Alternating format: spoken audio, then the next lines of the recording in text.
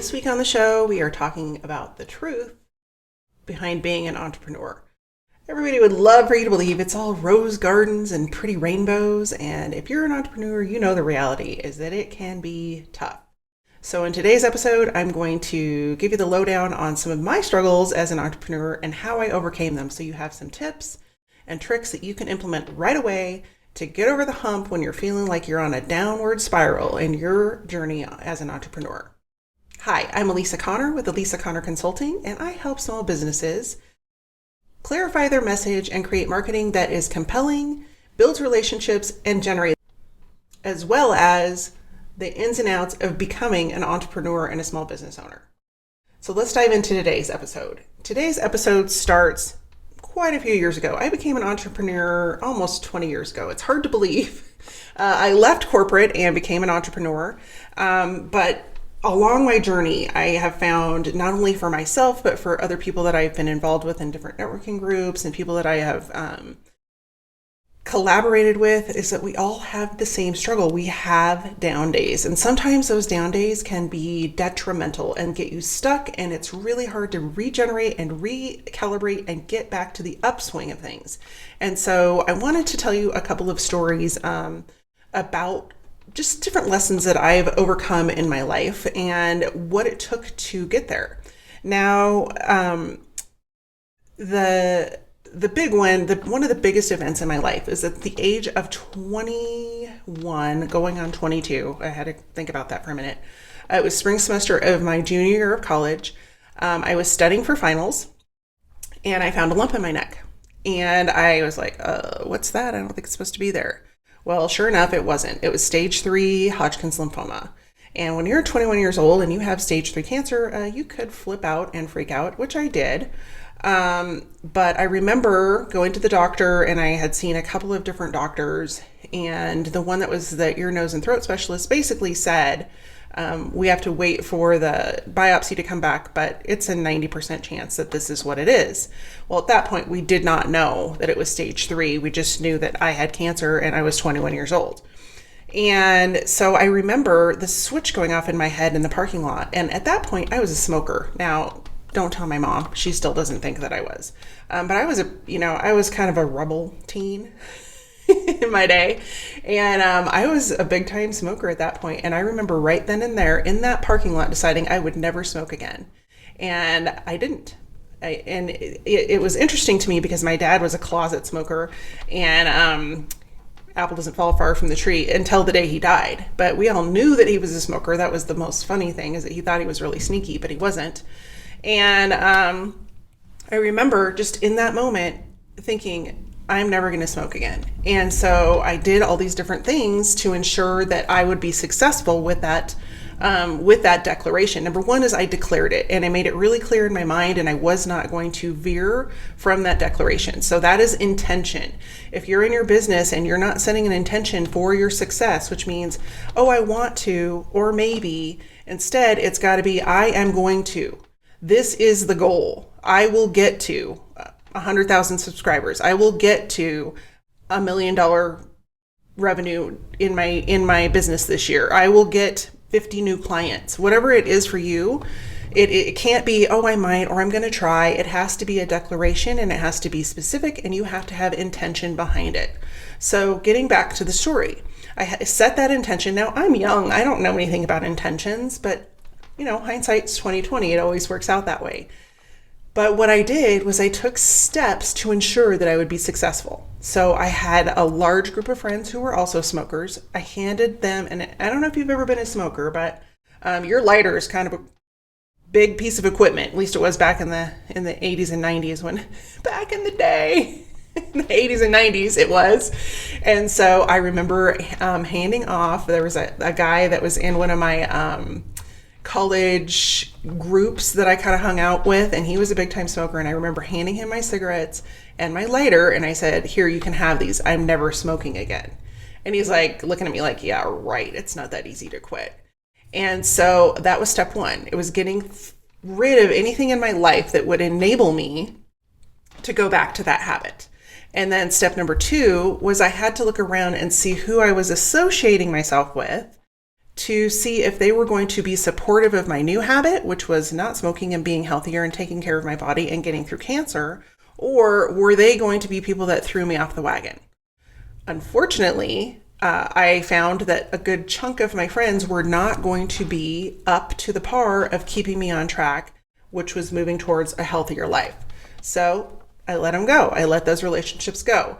That can be really scary, especially in business, and we'll get to that in just a minute. But the reality became that as soon as I let those people go, there made space for new people who were supportive, who were healthy, who had better habits, who were going somewhere with their life, to come into my life and help feed me and get me through the hard times. And we'll talk about that in just a minute.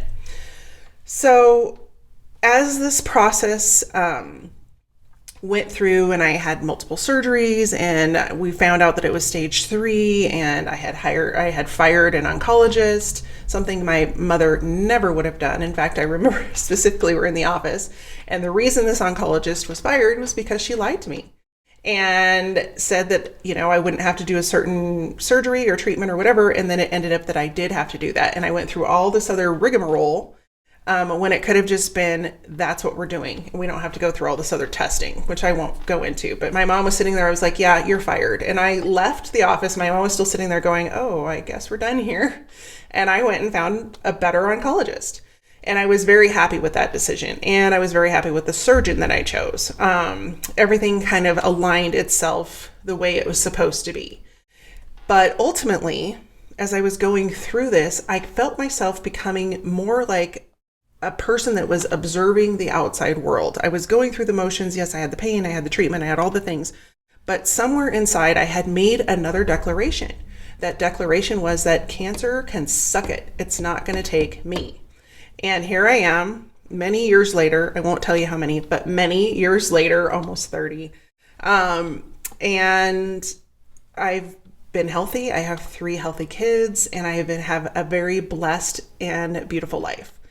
And ultimately, I think it was because I turned off all of the exterior stuff that was influencing me and that could have drugged me down from that intention, and focused on what I could control, which was showing up, doing what I needed to do, and keeping a positive attitude. So how does that relate to business? And this is not a story I have actually ever told. This is the first time I'm telling it to people that are in my inner circle. But I think it's a really important story, because all of these experiences that we go through, all of these different things that show up in our life, we get the power to choose how we respond to them. And that's exactly what I did, not only in that situation, but in other situations as they've come through my life. But becoming that silent observer and watching my thoughts, watching my behaviors, and watching the response of other people around me, that how they reacted to things, really helped me to stay centered, because I wasn't in the emotion of the situation. Now, it didn't mean I didn't have emotional days. Of course I had emotional days, especially like when all my hair fell out and my friend had to shave my head. That was a horrible, horrible day. But I made it through, and I kept the perspective that this is just one step on the journey. So as an entrepreneur, how can you apply this story and this information to your life? Well, you have the opportunity every single day to wake up and choose how you're going to respond to the day, and how you are going to set your intention for the day, for the week, for the month, and for the year.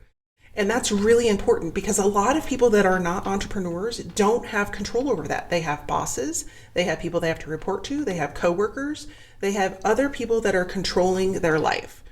You have the power. You are your own boss. You get to choose.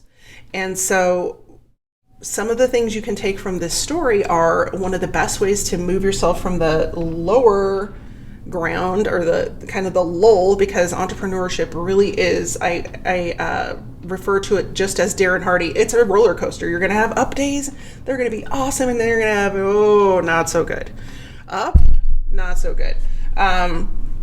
And so if you can remember that and have a support team around you that you can go to on those lull days, that can give you just a shot in the arm, and give you a little cheerleading talk, you are going to have a better time and a brisker ride to move back up to the top of that journey. And it took me a long time to figure this out. And it's funny because on my journey of entrepreneurship, you kind of get in this mode and you're like, I can do it on my own. And this is my gig and I'm going to do it. But when you surround yourself with people that are on the same journey, you will find yourself up leveling, and then they up level as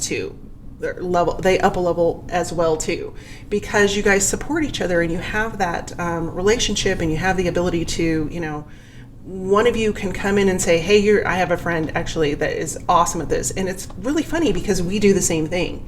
And so a lot of times we will collaborate, and, when I'm having a down low, she will be the first one to jump on and say, you are an excellent marketer. You're really great at what you do. And you just need to pull your big girl pants up and get on with it. And not exactly, but she very supportive, but also like kicking the pants. And that's who you need in your corner. We have a support community like that is building over on Facebook. So if you are looking for people and you don't have your own group of people, you don't have people that can support you, come and join my small business builders group over on Facebook. And I do training over there, and we're building it up with entrepreneurs and business owners who just need somebody that's in their corner. So I'd love to see you over there. The link is below this video. The next thing you need to do as an entrepreneur is get rid of things in your life that are a distraction from you getting to your goals. Now, this can be a little bit hard because some distractions you can't remove. I know, I've got 3 kids. It's not like I'm gonna be like, you guys go in this corner over here. But there are things you can set up in your life that will help you eliminate or reduce the distractions that are keeping you from getting to your goals. And so, what are some of those distractions? For example, you might have social media apps on your phone. And I have another friend who's an entrepreneur, and I have told her many times to shut the notifications off for her email and for her social media, and she doesn't. So she spends a lot of time doing this all day, and then this, and then this. And so if you actually write down how much time you pick up your phone to look at a notification, you will be shocked and amazed at how much time you spend on your phone. So mornings are very sacred for me. I usually don't do any client work in the morning because I need to have time to focus and write and do the things that are working on my business instead of in my business, which is client work. And so I have made mornings very sacred. My morning routine is pretty solid. I don't usually get out of that routine unless it's something pretty major. But one of those things is I don't check email before noon, because if I do, it will send me, I have tested this for myself, so test it for yourself as well, but it'll send me out on a little jog away from what I really need to be working on. And then what I need to be working on never gets done. And so some ways to eliminate distractions just from this little device is take the notifications off of all of your social media and off of your email. Now, I understand if you've got family and people like that need to get through to you, but I also do not answer phone calls before 12 o'clock. I will check my voicemail, and if there's something there that's urgent, I will get back to those people, but I don't answer phone calls because, again, it's distracting me from what I need to get done. And since I'm the person generating the revenue, I need to be focusing on what it is that generates that revenue and gets it moving forward. So one last thing, sometimes, you've got Facebook on here, you've got Instagram, you've got Snapchat, you've got all the things, Clubhouse, you name it. But I have done taken this one step further and actually deleted all the apps. And I only get on those social media platforms if it's for business, because I notice when I get on there, it is a huge time suck. Like you might think, oh, it's only 5 minutes. Next thing you know, an hour has gone by. And so I go back and forth between taking them off, putting them on, take them off, putting them on. And ultimately, if I am on there, I set a timer on my phone that says, it may be for 10 minutes. And when it goes off, it goes off. But what I have found the best results with is just removing them altogether. Now I know, like with Instagram, it's hard to do that because you can't really post unless it's on your phone. It's getting better, but if it's a huge distraction for you and you observe yourself silently picking up your phone quite often and wasting time, give it a try to delete the apps. Just try it for a week. and see what happens, see how much time you get back, and see how much more focused you are. So that's tip number 2, is eliminate the distractions as much as you can. And another one I had in here is that if you're a Netflix binger, and it's easy to get sucked into Netflix, I get it. And it gets annoying now that you have other channels that only release one episode and you can't binge it. But a great way to eliminate that distraction is sign out. Because I don't know about you, but every time I have to sign in on my TV, it takes time and it's a pain in the butt. And so when I sign out, I know that I have to intentionally go, okay, I'm going to sign in, but I'm only going to watch this for an hour tonight or whatever it might be. And then I sign out of it again. And so when you get into that habit of signing out and you have to work to sign back in, it may deter you from actually sitting there and binge watching Netflix. So a couple of things in there: set a timer, delete your apps, sign out of Netflix. Turn off your phone. Don't check your email first thing in the morning. And then the next tip I want to have actually has to do with your brain. As an entrepreneur, you have to take control of your thoughts, because your thoughts determine your reality. And there's a Rumi quote that says, basically, success is rigged in your favor. And if you believe that, you can change any thought in your head to align with it. And it's really important that we are aware of that, because a lot of times we're like, oh, this is never going to happen. Well, you're absolutely right, because what you think, you create. And so I've done a lot of different discussions about energy on the podcast before. So if you want to go check out those energy episodes, you can do that at alisaconnor.com/podcast and see lots of energy. And I may get to do some other videos on that later, but what you focus on, you will create more of. And if you don't believe me, try it. Do an experiment. That's all I can ask of you, is that if you doubt me, focus, for example, on seeing the color red today. Just say, everything I see is red. Everything I see is red. And go through the day and pay attention to how many times you see red throughout your day. And if you continue to say that thought, then you will attract it in the universe, not only for today, but probably for a few days later, because energetically you have attuned to the color red. If you don't want to do that, try money. Like, I find money everywhere. I have friends that have reported back that they have taught their kids this, and they literally will walk in a parking lot and find $20, $30, $40 bills, and 10 other people have walked by them, because they're not aware and they're not using that power of intention to draw that money to them. So I would love for you to try it out, do an experiment. But when we get back to our thoughts, we have to be cognizant of our thoughts, and we have to silently observe those as well, because our brain is really powerful, much more powerful than we can imagine. And when we let our brain run the show and we get into a negative tailspin, it is only going to drag us down. And so instead of, I want you to just replace 2 words. Instead of saying, I have to go do this today. I have to go make phone calls. I have to go sell something. Change it to, I get to. Do you feel the difference there? Do you feel the difference in that energy? I get to, excitement, enthusiasm, more energy. I have to. That sounds like a chore, something you don't want to do. And if you can change just that one word, swap it out, you will see yourself bloom and blossom so much quicker and jump right back up, swing right back up from that downward spiral. I have tried it, I have done it, and it really does make a difference. So anytime you can reverse a thought like that, when you can change the thought from a negative to a positive, you will automatically shift the energy and shift what is coming in. So just swap out those 2 words. And then the last tip I have on here is, I have 2 more. Silently observing your behavior. So do you say one thing and do another? I'm going to get 20 more clients, but in the meantime, you're sitting on the couch eating popcorn and watching Netflix.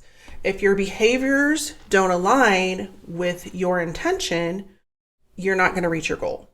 And so if you're saying, oh, I'm happy, there's a big misnomer out there that if you just have all these positive thoughts that things will happen, but you also have to be taking action along with those thoughts, which shows up in our behavior. And so one of the best ways to initiate that behavior is to set a firm goal for yourself every day and take action towards that goal. Now, a goal is not something you're going to hit every single time, but when you get in the habit of hitting that goal every time, you are more and more likely to hit it consistently. And so one of the big problems I had as an entrepreneur, and I still struggle with this sometimes, is that I'll set goals that are too big. And so now I've gotten in the habit of I'll set a goal and then I'll write down all the steps that it takes to get to that goal. And I'll chunk it. I'll chunk it out and say, okay, I can get these 3 done today. I can get these 3 done tomorrow. And then if I have that list and I get 3 done and I have a lot more time in my day, I might actually do 4. And then I'm like, ooh, high five, good job. So when you chunk it down, it makes it easier to get to your goals, but it also makes you want to celebrate because you got done the part that you had to get done today. So you've reached the miniature goal that is leading to the bigger goal so that you can feel success more often. And when you feel success more often, you get success more often. Do you see where I'm going with this? One is completely related to the other.